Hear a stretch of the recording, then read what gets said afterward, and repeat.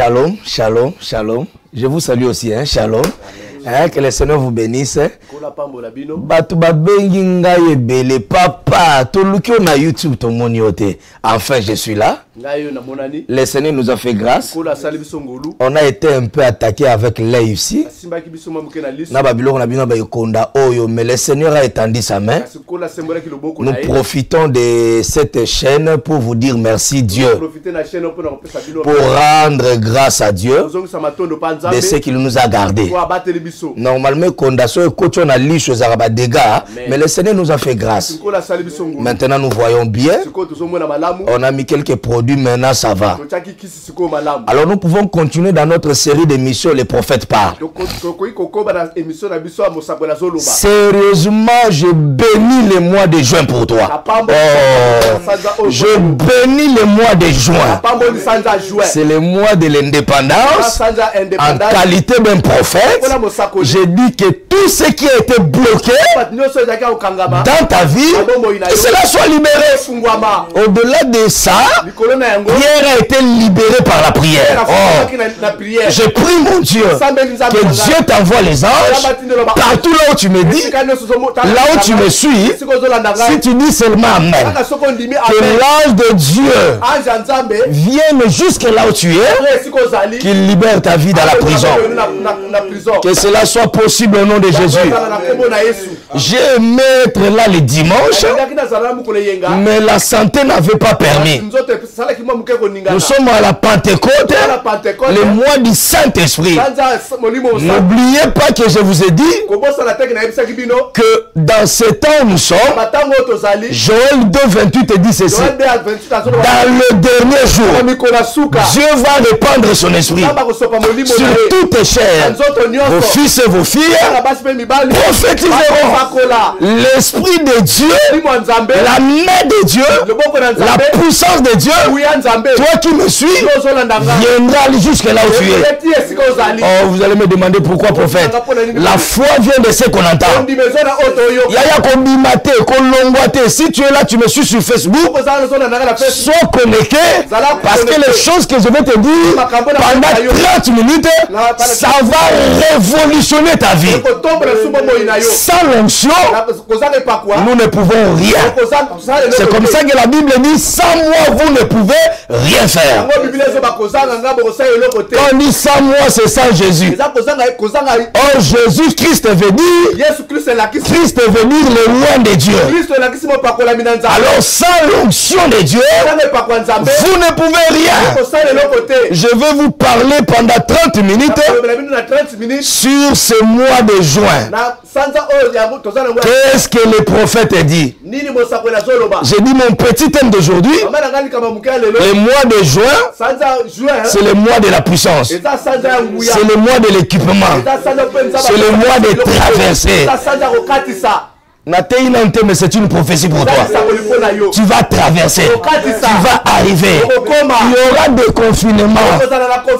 Des confinements. C'est-à-dire on va libérer les gens. On va libérer les églises. On va libérer les activités. Mais quand on va te libérer, sois sûr que Dieu t'a déjà équipé. Dieu a utilisé ce temps de confinement pour nous équiper, pour nous rendre forts. J'étais dans une maison hier à 21h. Le Seigneur m'a utilisé à un niveau terrible. J'ai dit des choses extraordinaires. Il y avait une ancienne bourgmestre d'Enjili. Il m'a dit: je n'ai jamais vu on me parler comme cet homme. Elle a introduit sa main dans un sac. Elle m'a béni.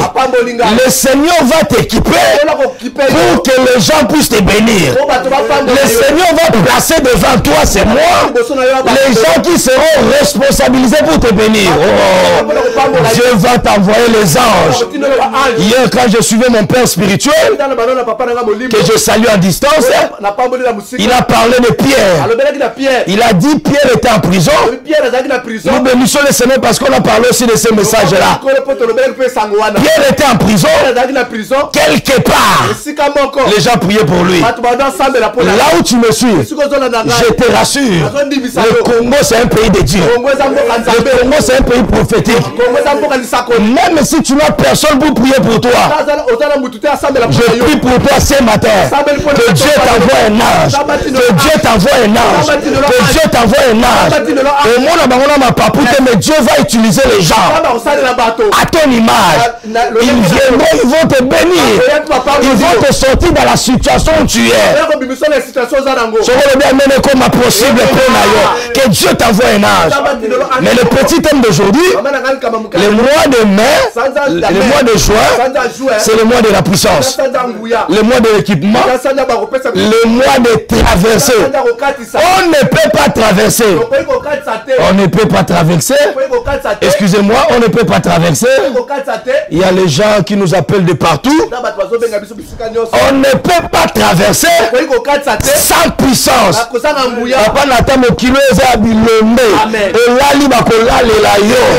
Tu dois te lever. Et si comme aussi tu dois te lever. Mais c'est grâce à l'onction de Dieu. C'est grâce à la puissance de Dieu. Lisons rapidement l'écriture. Psaume 89. Psaume rapidement, papa.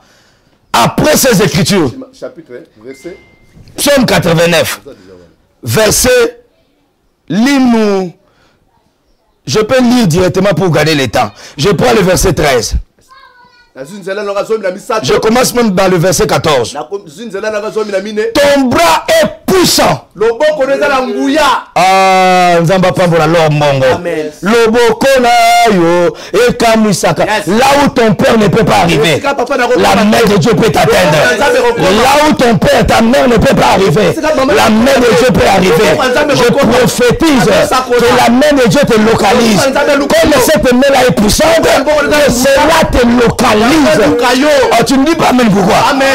Que la main de Dieu te localise. Là où tu es. Et puis sur la situation.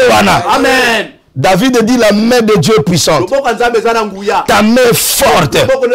Bando qui va causer la main de Dieu va triompher devant la sorcellerie. Et que l'onga liboso va sorcier. La main de Dieu va triompher. Je dis à quelqu'un qui est malade, à quelqu'un qui traverse des moments difficiles, ce message est pour toi. Je te promets la main de Dieu. Elle est visible. Elle est manifeste. Elle est visible. Elle est puissante. La main de Dieu m'a ramassé dans la permanence. La main de Dieu m'a formé. La main de Dieu a donné la forme à ma vie. Aujourd'hui j'ai l'honneur, j'ai la grâce. Les gens me respectent. Ce n'est pas à cause de mon père, ce n'est pas à cause de ma mère, c'est à cause de la main de Dieu. David dit la main de Dieu est puissante. Est-ce que tu seras élevé par la main de Dieu? Tu seras béni par la main de Dieu. La main de Dieu va te prendre. C'est ce qu'Ézéchiel a dit, non? La main de Dieu me transporta. Je prophétise pour celui qui m'écoute. Yaya ne donne pas ton oreille à n'importe qui. Si tu m'écoutes, je prophétise que la main de Dieu va ce dossier-là. Que la main de Dieu enlève cette maladie-là. Que la main de Dieu annule ce dossier-là noir. Oh, que la main de Dieu écoute à Tina Bassimitier. Que la main de Dieu, c'est qui a cherché Lazare. Et si quand tu vas combattre, la main de Dieu est entrée. Il a dit Lazare, sors. Amen. La main de Dieu l'a libéré. David dit la main de Dieu est puissante. Il dit la bonté et la fidélité de Dieu sont devant ta face. Je ne suis pas venu te condamner. Je suis venu dire à quelqu'un que la grâce de Dieu se renouvelle dans ta vie. Ce mois de juin, c'est le mois de la grâce. C'est le mois des ouvertures. La prophétie, c'est quoi? La prophétie, c'est la parole de Dieu prononcée sur une personne. Genèse chapitre 1er, verset 28.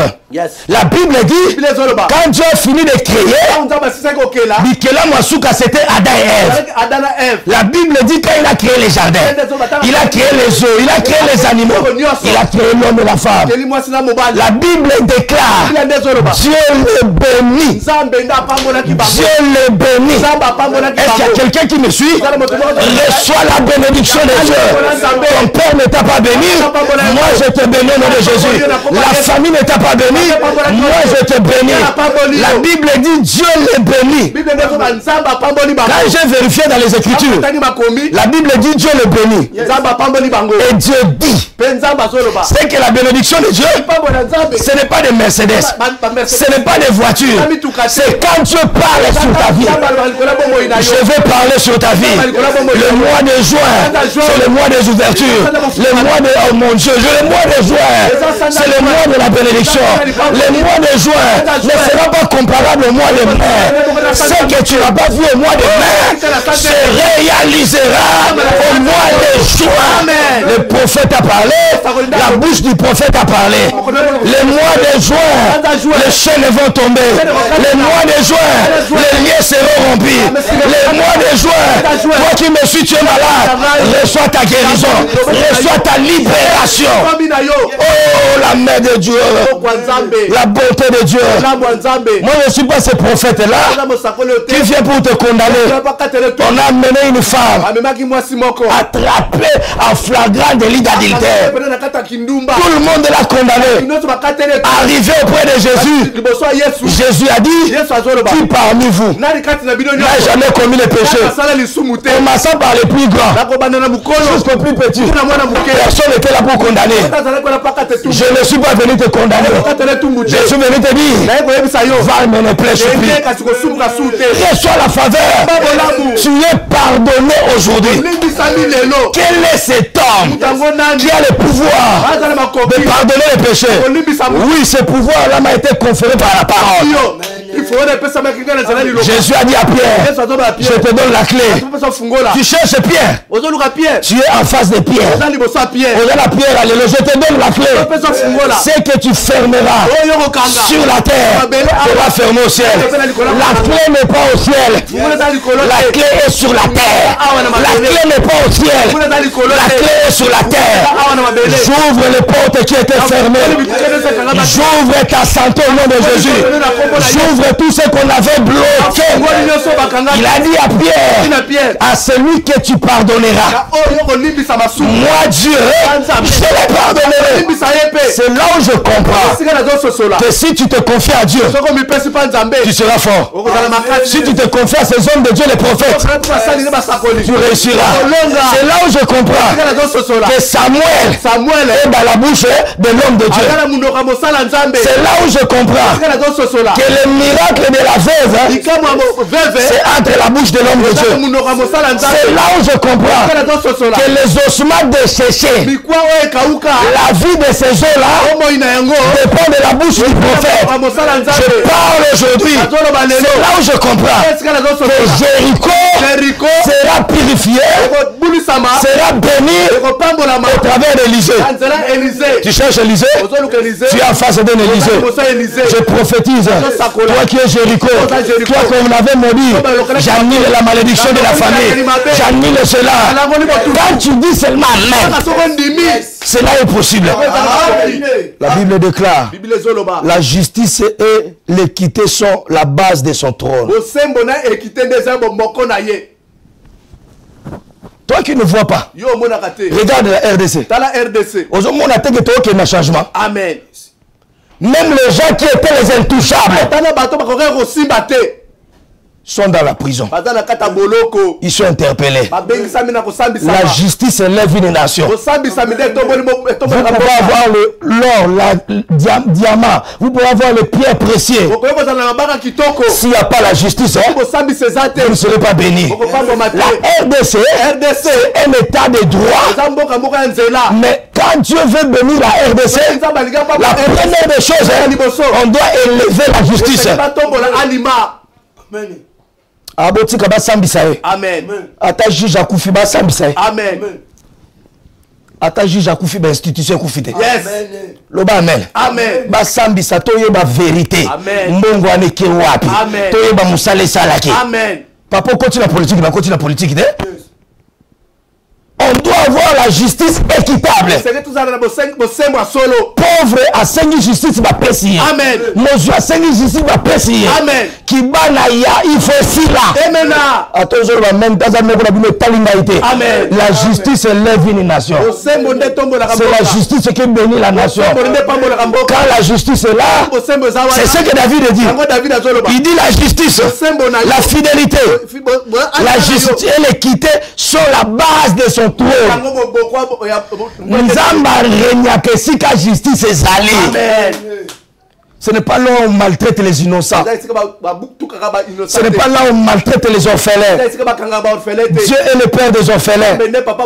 Moi parler pas lingala, moi parler pas français, moi parler arabe. Vanda kuna. Amen. Tu dois nous justifier. L'argent que tu as reçu, tu as fait quoi? Moi parler arabe, c'est pas notre problème. Tu as signé ce contrat-là en français. Comment tu as signé le contrat alors que tu parlais arabe? Enlève-moi les histoires là.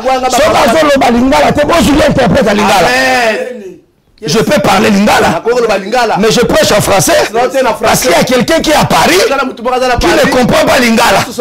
C'est pourquoi je prêche en français. Je prêche en français, il y a l'interprète. Dans la justice à Congo, il y a arabe. Bon, je l'interprète, les Libanais de là, arabe na lingala. Bon, ça y est. Si pas les Portugais, Baya Rozwangana interprété. Mandara Brochaka. La justice. Toi la diamant. Mais pourquoi les gens sont pauvres? C'est parce que la justice il faut que la justice là Dieu viendra s'asseoir au Congo. Le Congo c'est un pays prophétique. Mais je vous annonce, le mois de juin, les a décollage, les a envol, les a makambasika. Vous allez entendre des choses plus que Corona. Il y aura même la mort de quelqu'un qui va bouleverser la terre.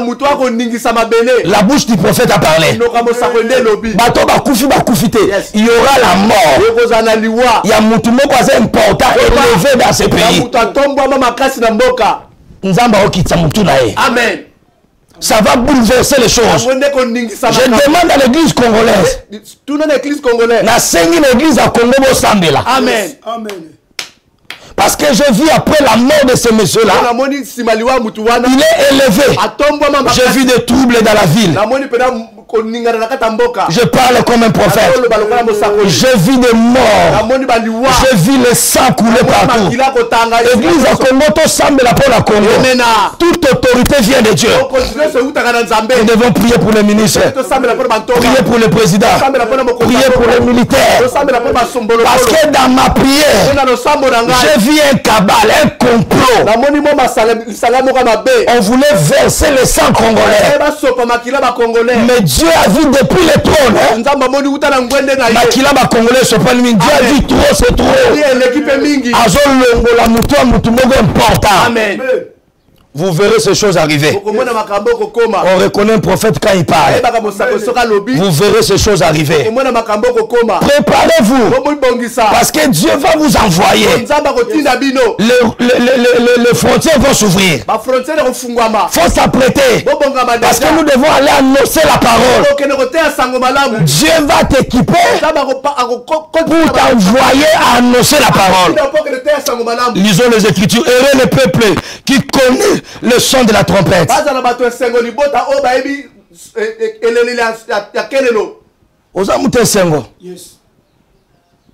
Pendant que je prêche là, trompette et obéta.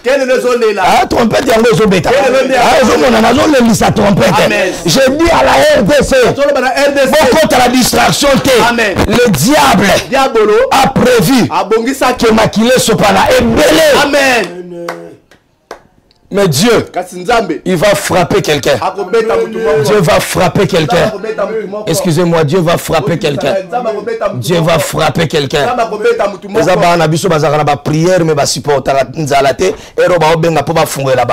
Dieu va frapper quelqu'un. Mais la main de Dieu sera sur la RDC. Il se réjouit sans cesse de ton nom, car tu es la gloire de sa puissance.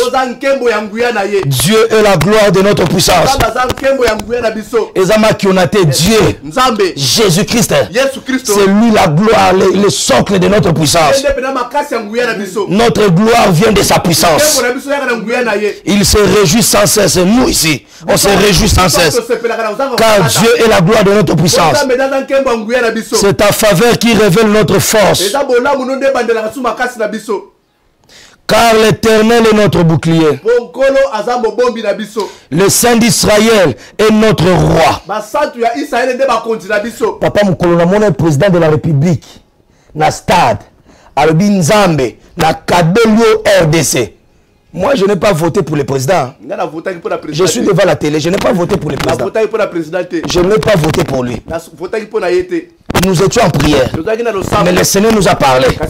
Mais moi, je n'ai pas voté pour lui. Parce que moi, je n'étais pas vraiment convaincu. Mais les jours où je l'ai vu au stade, je ne dis pas les pasteurs qui étaient réunis là-bas, tout ça. Je ne parle pas des pasteurs. Je parle de notre président. Les jours où je l'ai vu au stade, il faisait la prière. Abinzambe. Congo. Yes. Sois le roi. C'est là où mon message est venu. Ah, David Azoloba, car tu es la gloire de notre puissance. Alors, le Saint d'Israël est notre roi. Le Saint d'Israël. Et j'ai entendu chez le président Abinzambe Tokabelo RDC Abizala roi ya RDC Zala Mokoza RDC. C'est le jour où j'ai vu que le développement va commencer. La liberté ne vient pas dans la tranquillité. La victoire ne vient pas là où il n'y a pas de combat. On vous fera la guerre, on ne vous vaincra pas. Même ma poison climatisé, il ne sera pas tué. Amen. Mais s'il reste dans ce Dieu-là, il ne sera pas touché. Donc infiltré entourage, mais lui ne sera pas à terre. Souvenez-vous de David. Saoul voulait le tuer, non? Saoul voulait le tuer. Jusqu'à ce que Nzambe a permettre que Saoul David a comme appris. Mais David a dit, je ne veux pas tuer le roi de Dieu. Même si Dieu avait rejeté Saoul, le lot combien va finir président. Est-ce que toi tu peux jurer le président? Si tu es pasteur, tu dois respecter l'autorité établie. Même au temps de David, Mokolo Abiki Saka Saoul. Je ne parle pas de nom de gens. Amen. Pour l'accès de la croix, Amen. Mais il ne l'a pas tué. Il est en train de protéger. Il est protégé. À protéger Moko. À Saliba Alliance. À sa président étiquette. À l'obéito bimaté la confinement. Bimato talaoti. Ada président étiquette. Alors bah ils ont salaté, Gombe salaté, Kende salagombe. Président étiquette. Ba loiseau zoa, ya pamba. Siko alobi babare kangama. A décrété babare kangama. Ba église kangama. Un pasteur ya couleur politique. Oh président étiquette, Kende l'église fumée total. Kedote am kola dimanche. Moi j'ai aimé ce confinement. Et Dimné Kindoumbe. Toi Kindoumbe Dimné.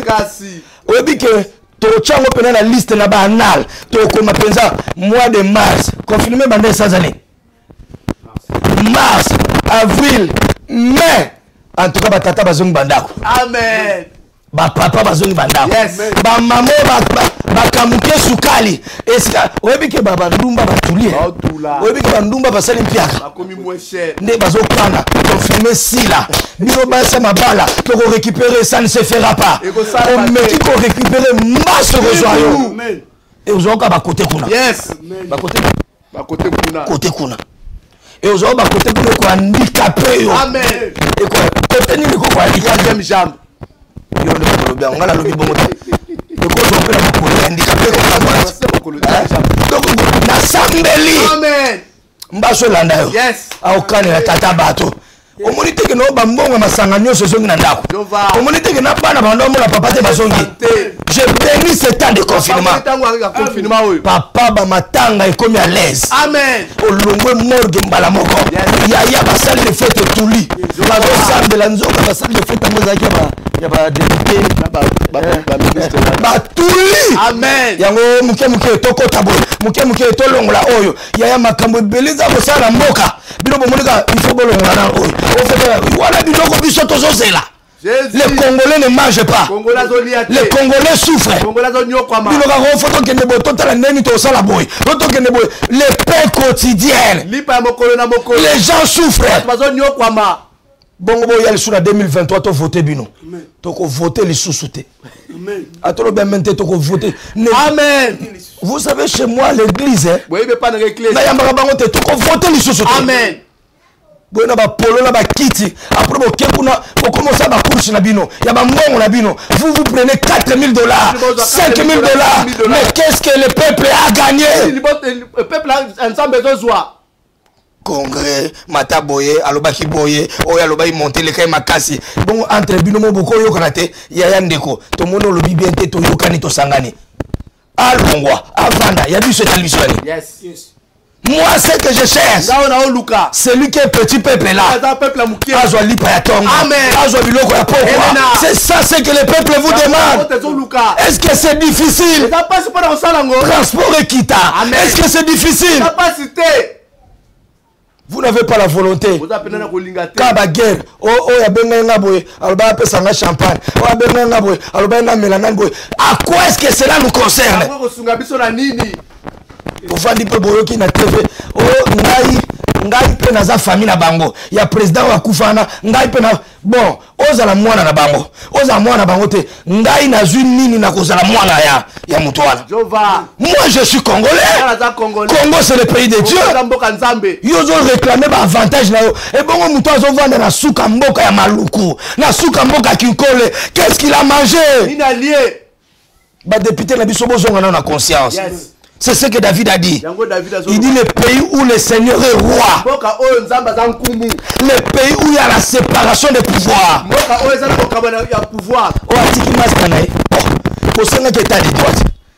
État de droit. Le jour où il a donné la RDC à Dieu, tous les sorciers, souvenez-vous, quand Mobutu est passé, il a dit ceci. Alliance même la diable. Vous croyez qu'il n'a pas compris les alliances avec les diables? À ça là qui alliance la diable, il a fallu notre président annuler l'alliance publiquement aussi. Lui aussi devait passer au stade. Akabela mboka Congo. Moi mon problème est aïete. Moi mon problème est ali Kambo le Bakwana. Le Congo appartient à Dieu. Congo est un Zambé. Congo te. Kabola Congo te. Je prie Dieu en qualité d'un prophète. Baba okota la Ituri kuna nzamba frappé. Baba okota la Uganda kuna nzamba frappé. Yes. Bukavu appartient à Dieu. Ituri appartient à Dieu. L'Est appartient aux Congolais. Violer Nzamba Kota les Kambola. Soyez bénis, soyez bénis. Je dis soyez bénis. Car l'Éternel est notre bouclier, il est notre roi. Alors tu parleras, tu parleras dans une vision à ton bien-aimé et tu dis prête-moi secours. J'ai prêté mon secours à un héros. J'ai élevé du milieu du peuple un jeune homme. Je prie Dieu que Dieu te choisisse comme il a choisi Gédéon. Il était jeune, hein? Mais Dieu l'a choisi. Même Dieu le choix de Dieu. Jésus a marqué l'époque. Sa génération a été marquée pendant qu'il avait 30 ans, 33 ans. Gédéon était jeune, David était jeune, Joseph était jeune. Il a choisi les jeunes. Jeunesse à Congo, vous êtes le choix de Dieu. Dieu dit, j'ai trouvé David. Je suis dans la joie. Amen. Dieu nous a trouvés. Moi personnellement. Non, qui pasteur Morobo Lobo, soyez bakangi l'église, ba pasteur ba okufa banzale. Moi personnellement, depuis que je suis banda, non la lanzala. Jésus. Personnellement. Amen. Hein? Non, non, ça bon. Amen. Bon, on va lanzala. Et ça va oh, va comme ça l'église magablo. Yes. Mais pour moi, l'Éternel est mon berger. Je ne manquerai de rien. Il y a des gens qui dans leur vie ne manquent de rien. Béni, tu peux me confirmer ça, non? Il y a des gens qui ne manquent rien. Anangu matema ananzamba pesa kembongo chakane. Il est ton père. Il te prend en charge. Il est mon berger. Il connaît que tu as besoin de manger. Amen.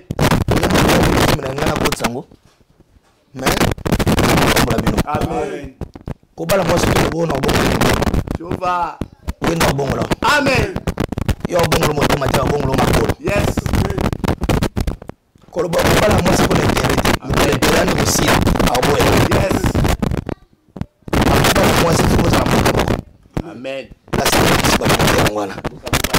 Amen.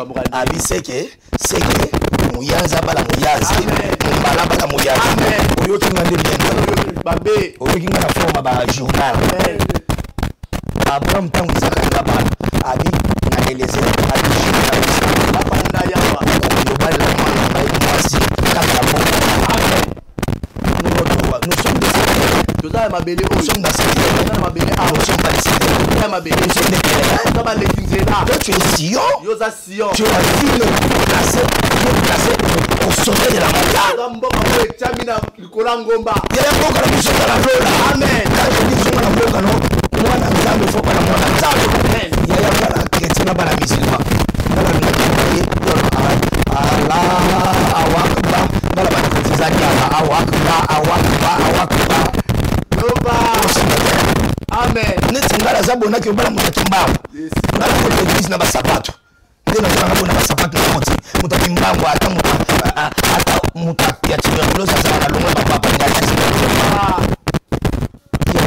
Amen. Makambo. Mboka na yo eza ozala na vision. Amen. Ozala nzambe moko. Amen. Nano ba mboka na ostali ba nzambe moko l'Éternel est notre roi. Dieu a fait de nous un royaume sacrificateur. C'est-à-dire, entre moi et Nzambe, il faut mariage de Simba. Amen. J'ai trouvé David, mon serviteur. Je l'ai oué. Je l'ai oué de mon innocence. Ma main le soutiendra. Mon bras le fortifiera. L'ennemi ne se parlera pas. Le méchant ne l'occupera point. Je casserai devant lui ses adversaires. La Goliata. Banguna nae. Yes. Je frapperai celui qui les haït. Ma fidélité et ma bonté seront toujours avec David. Et sa force s'élèvera par mon nom. Je mettrai sa main sur la mer, sa droite sur les fleuves. Lui, David, va m'invoquer. Tu es mon père, mon Dieu, le rocher de mon salut. Et moi, je ferai de lui les premiers-nés, les plus élevés des rois de la terre. Je lui conserverai toujours ma bonté. Ma fidélité, mon alliance sera fidèle. Je rendrai sa postérité éternelle. Et son trône comme le jour du ciel. Si ce fils abandonne ma loi, il ne marche pas selon ma volonté, s'il viole mes prescrits ou mes préceptes, il n'observe pas mes commandements, je punirai ces enfants-là de la verge par les coups, leur iniquité. Mais je ne lui retirerai point ma beauté. Je ne trahirai pas ma fidélité. Je ne violerai point mon alliance. Oh, Nzamba tiki yo tanga Bible bien te. Nzamba tika ba oya ete. Loba amen. Amen. Loba amen. Amen. Joa biki rapidement comme. La Pentecôte pour nous, c'est notre équipement. Hein? Confinement pour toi. Nzamba bomba qui pour l'action d'Angouya. Amen. Quand il a trouvé David, la première des choses, il a ouvert que l'onction du Saint-Esprit et Pakolo place aux eaux landanga. Il a ouvert David.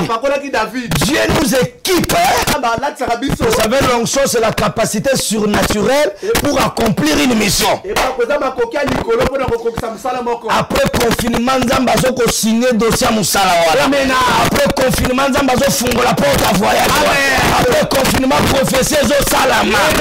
Mais avant cela, Dieu doit d'abord te oindre. Pour nous, la Pentecôte, c'est Joël 2,28. C'est là où Dieu déverse sa puissance sur toutes tes chairs. Que la main de Dieu est sopelon. Que la main de Dieu tout te touche là où tu es.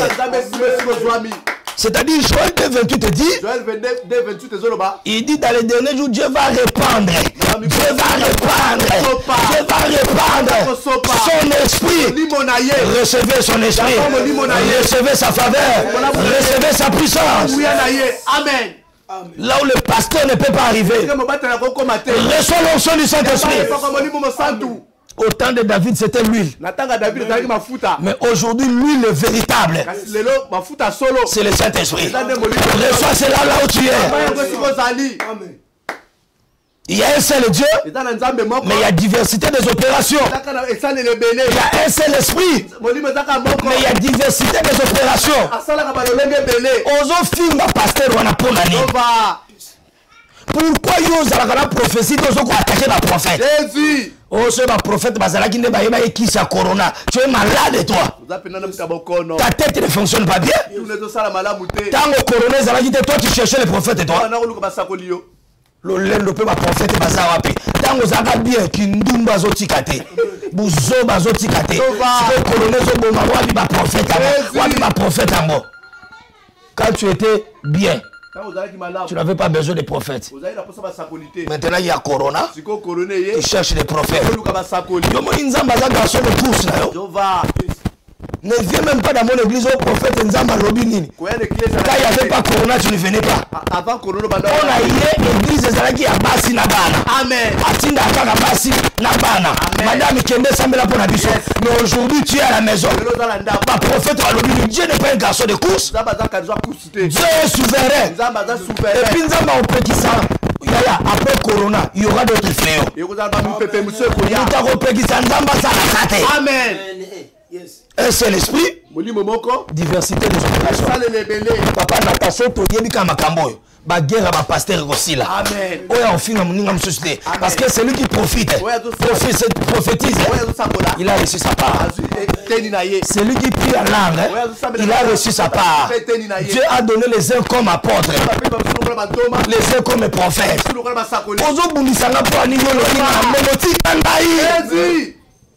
Amen. Qui a dit Amen? Amen. Moïse a traversé, c'est avec les bâtons. Merci. Moïse a traversé, c'est avec les bâtons. Josué a traversé, c'est avec l'arche. Avec les pieds des apôtres. C'est ça? Amen. Élie et Élisée. Elina Élisée. Ils ont utilisé le marteau. Asalaki kazaka ya kobeta na mai. Mai kabonete kabonete. Kabwanaki. Tous ce sont des serviteurs. Moïse a obunisa Élité. Elias a obunisa Josué. Mais c'est que je me tourne au Congo. Moi, je ne vois pas pasteur au Bakangi Kuna. Lui, il passe, il n'a pas de prédication. Il y a un matin, il y a un mot, il y a 3 fois. 3 fois dans la Bible qui n'existe pas. Je vous dis la vérité. Moïse a traversé les bateaux. Josué avec les pieds des apôtres lâches. Élie et Élisée avec le kazaka. Jésus a marché dans l'eau. Les disciples ont utilisé la pirogue. Bango va traverser mais va bundanité. C'est-à-dire Dieu peut opérer à l'aide d'une autre manière. Les obligatoires c'est l'apôtre Léopold. Yes. Il a reçu une particularité. Objectif est la mission de ce Amen. Azo kanisa soka fingi ba pasteur ndako gani ba âme. Or ce pasteur moko afingami eza sona ba pasteur nyonso. Amen. C'est la valeur et la crédibilité de tous les hommes de Dieu qui vont tomber. Arrête avec les guerres. Yes. Moutozo finga, ce n'est pas toi qui l'as choisi. C'est Dieu qui l'a choisi. Allez, tika nzamba betaye. Amen. Tika nzamba corriger. Amen. Et ça va batebele to finga le lonzo ka yesa bongi sana nzambe. Amen. Est-ce que naté? Yes. Je suis une bénédiction pour quelqu'un. Arrête avec les guerres. Éphésiens 4, prêchons la vérité. Selon 1 Corinthiens 6, la vérité mais dans l'amour. Oh, on a Roger Sokinani. Roger Kimbakata. Oh, on a l'homme des 3 points. On s'en fout, on n'a pas besoin de vous. Donc, yo, aux ministère, quand il y a riposte. Tant aux bimisamabe à Moutou, on a plein air. Ozolo bango boy, tu sais combien les âmes des enfants de Dieu bazo ko isa kondima la bango. Ben rare nyoso bo mona ba sex tap. Et c'est comment la Bible. Amen. Yondo tanyango siko. Amen. Nzamba lobaki balamu ki na tongo ba moni livré ezoko la sika mona matita mabe. Yes. Malamu ezoko la sika mona mabe. Amen. Ba faux dollar ezo tambo sika mona ba vrai dollar. Amen. Ba faux serviteur ba tambo sika mona ba vrai. Ba vrai na ba faux hein. Tant ba ye ko likanda wana ngoso abango ba longola ba pindola matiti mabe. Tant ba matiti mabe ba faux serviteur. Amen. Ba koti na ba église. Yes. Ba koti na ba makiona. Amen. Tant ba ye ko ba longola Yesu habité. Botike ko la nyos ensemble. Amen. Tant o bando kola, boye ba vrai na foka na bilembo. En fait nzamba o permettre biloko musuto mona ngo po biso to yeba. Eza occasion pour na yote disciple pindola. Amen. Arrêtons avec des guerres inutiles. On dit que pasteur a fini pasteur. Pasteur a fini pasteur. Nous sommes en ezoko isaka kondima bandimi. Amen. Bandimi belé ba okende so église. Yes. Ba oya pata pana ote. Amen. D'abord lo ba lo la mulu bangala mon église de lo ba tribalisme. Jésus. Et puis église na ba tonda ka ba ona ba. Amen. Ngashi ko mungala na oke kuna ndeni. Jova. Ngapena mungala ya basoko. Ya kati kuna penza. Amen. Oke kuna ndeni. Kuna banzembo nyoso choral chiluba.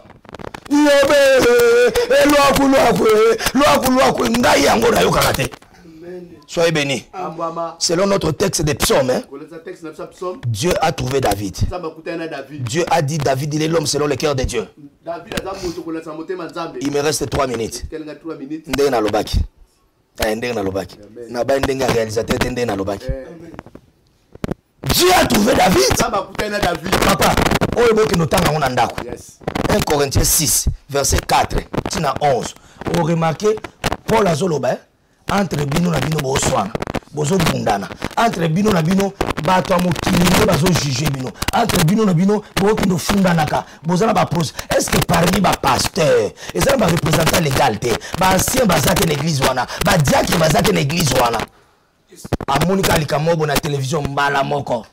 Tanga omona likamobo na télévision mbala moko. Alekani lelo na ko sasaye akoti banzambe na kebisa église. Toi tu n'as pas une église. Soyez bénis au nom de Jésus. Je disais soyez bénis au nom de Jésus. Je disais soyez bénis au nom de Jésus. J'ai dit soyez bénis au nom de Jésus. La bénédiction de Dieu, c'est quand Dieu parle. parle, quand Dieu parle sur ta vie, tu es béni. Vous comprenez? Amen. Quand Dieu a trouvé David, Dieu a commencé à parler. Il dit, j'ai trouvé David, je l'ai oué. À cause de l'onction, je vais le soutenir. Je déclare sur ta vie que ce mois-ci soit le mois des miracles pour toi. Le mois où tu vas impacter ta génération. Qui a dit Amen? Amen. C'est moi, nous avons pas de nouvelles opportunités.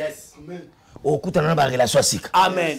Azon di mamente. Amen. Au coup, tu as une sika. Amen. Papa, lobi nzamba kuta nsanga mutumora sika mutali pamboli wow na 21h. C'est-à-dire place yo zo compter nzamba osimba kuna te. Amen. Nzamba okuta nisona bato yo kana kite. Amen. Mois de mai. Je le déclare. Le mois de nouvelles opportunités. Bama bakwa sikelanda yo. Amen. Ba opportunité sikelanda yo. Amen. Na ebite na nazolo ba mene yamba yango la komona yeso. Ma belle nyonso yo konyata epesa bela yo. Nzambe nanga, qu'est-ce que je dis? Tout mieux que tu fleuras la plate de Dieu. Que Dieu te donne la possession de cet endroit-là. Amen. Et ça moi opportunité. Amen. Le songe du roi. C'était l'opportunité pour Joseph. L'assemblée les lots. Bato basé lever ma lota yo. Ma kanisa numéro de téléphone na yo. Ma kanisa yo yaya. Le songe du roi. C'était l'opportunité pour Joseph. Roi lotandoto. Nzamba utilisé ndoto n'a pas bimisa. Joseph la prison. Amen. Je déclare et je prophétise. Il y a des gens qui vont recevoir des problèmes. Tu seras leur soutien. Autant la Bible bien été général n'a pas dit qu'à la lèpre. Amen. Mais tant la Bible qu'à la lèpre n'a sungaï. C'était une servante qui travaillait dans sa maison. Que Dieu t'utilise par son onction. Que tu sois une bénédiction pour ton patron. Que tu sois une bénédiction pour ta génération. Que tu sois une bénédiction pour ce pays. Reste selon le nom de Jésus. Qu'on regrettera, nous se retrouver bloqués. Dans la prison, Joseph était en prison. Mais il est en prison, Zamba l'autre roi. Dieu va toucher les gens. Il va toucher les gens élevés. On viendra te chercher. Pendant que je prophétise, Moutumora Bando Lukani Mere. Yes. Et on s'est l'erreur à numéro. Au Bengi a tout nu. Waneza Antoinette. Et c'est tes Antoinette. Et Zangaï Ser Fulani. Ser Pakala. Amen. Alors, on a ça qui est erreur. Maintenant, aucune fois, on dirait à Moutumona Yebiango. Et Bandarate Sani. Et Bandi. Sole bandate sani. Yes. Loba amen. Amen. Yoko kendate à commission. Amen. Azolo ba mende. Jova. Yoto sel wata marché. Yes. Ya yoto sel wata commission. Amen. Papa, est-ce que commission ça la Bible bongo? Tant que Jacob a fait mal à Rachel. Est-ce que on va aller? Papa beta mal à l'école. Voilà pas à l'école. Yes. Na bouté la noce. Papa change à bala likolo. Amen. Yo est bala likolo les pour nani? Yaya tulate. Amen. To conseil notre commission. Amen. Okoki. De mazo talo okoki. Okomeli. Te okoki yaya. Na côté là. Mais nous pose comme on va 35 ans. Yo zo landa. Suko yo zo la problème ni na mariage. Jova. Mobali boya o ye na niveau na ngate. Ya mbalo yo ngamoko. Amen. Nazo tindo l'Afrique du Sud. Amen. L'église a passé en France. Yes. Amen. Qui a dit amen? Amen. Je prophétise. Tant papa, tant que roi Lotindoto, bato baza banganga qui s'appelle na roi. Nzamba bloqué bango. Je prophétise. Nzamba bloqué batu nyoso ba pekisaka yo do sena yo. Kasike yango. Amen. Nzamba bloqué bango. Amen. Bando ka famille na bino nzamba bloqué bango. Bato bazo lingele va solo te nzamba bloqué bango. Babitala tala bango panzana. Amen. Bakanga libala non nzambe ba bloqué bango. Oui, que nzamba bloqué ba roi na ba travailler la première roi. Non, j'ai élevé la famille na bino. Jésus. Azana bando ki pembeni. Nzamba bloqué bango. Que le Seigneur vous bénisse. J'ai dit le mois de juin, Dieu a trouvé David. Toi qui me suis, Dieu t'a trouvé. Comme il t'a trouvé, il t'a oint. L'objectif c'est quoi? L'onction de Dieu va te soutenir. Là où ta mère ne t'a pas soutenu, là où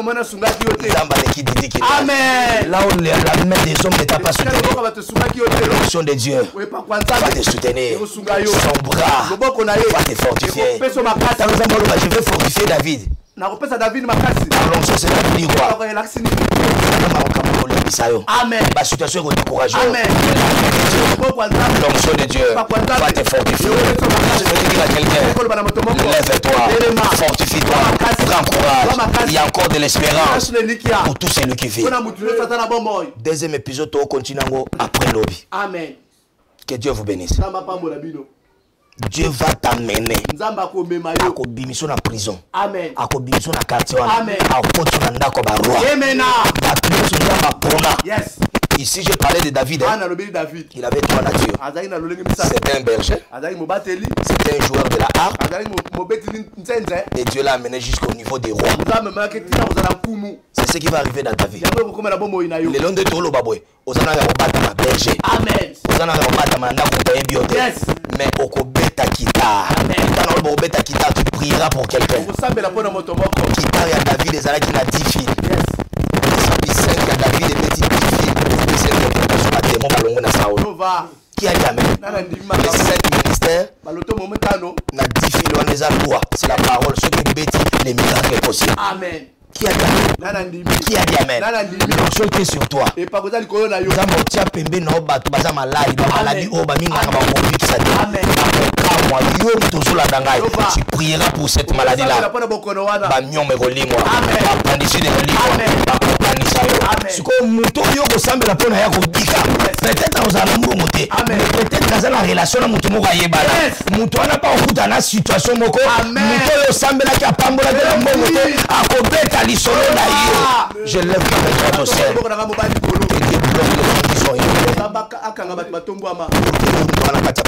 Amen. Hier, Dieu a trouvé David. Le mois de juin ici, c'est pour toi. C'est le mois des opportunités. Recevez la faveur de Dieu. Recevez la bénédiction de Dieu. Suivez-nous en exclusivité.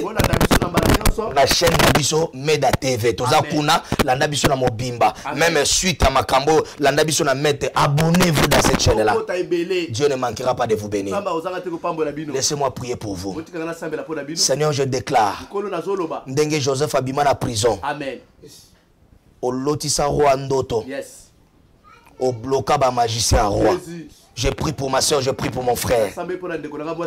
Nzamba bloqué bateau baza contre l'élévation. Amen. Zamba aveuglé bateau nyonso balingi ko tombo na yote.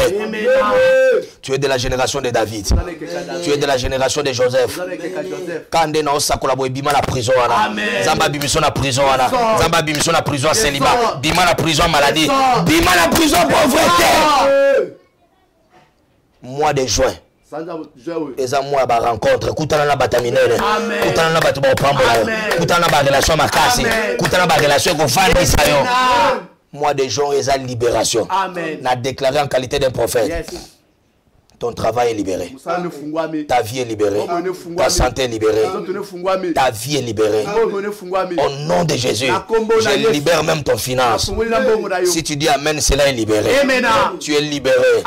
Nzambo apakola ki David apakola. Amen. Comme tu es ouais.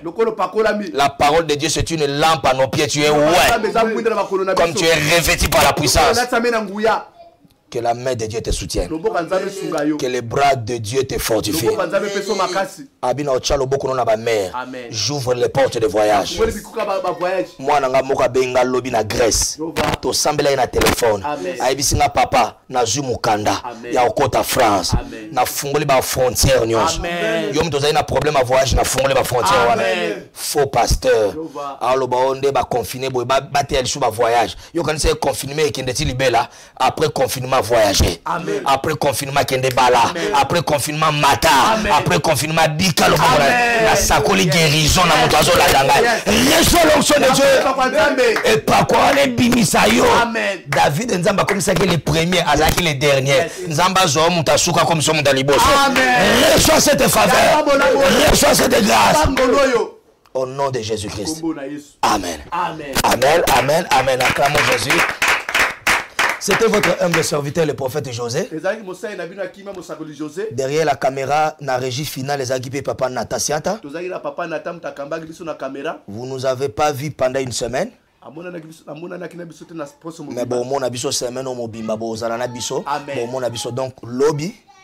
Hein? Totiki binobo digérer maté après lobby bon yo zo suite il y a dernier David Abim dernier Joseph Abim en prison donc continue on reblaka mois de juin mois libération et ça moi même Congo est libéré même Congo est libéré bato ba kanisa Congo kufa et kufate bato ba kanisa malheur ko ya ko atteindre bisote différence c'est le monde bato ba kufina Italie belé États-Unis ko baté au monde na Congo les mboka elaka donc bao ba sepeli na matia na biso bo partager amen bao ba sepeli na matia na biso bo partager yango amen merci beaucoup na Congolo à partir à Angola na pa bongo merci na ba na Angola merci beaucoup bo partager na ba groupe na bino je ne sais pas qu'est-ce que ça peut faire quelque part ça peut encourager quelqu'un mais to senga ba ne connait ça ba message muso landi biso directement na Facebook et ça na compte na biso na chaîne na biso Meda TV donc va là-bas dans notre chaîne Meda TV sur YouTube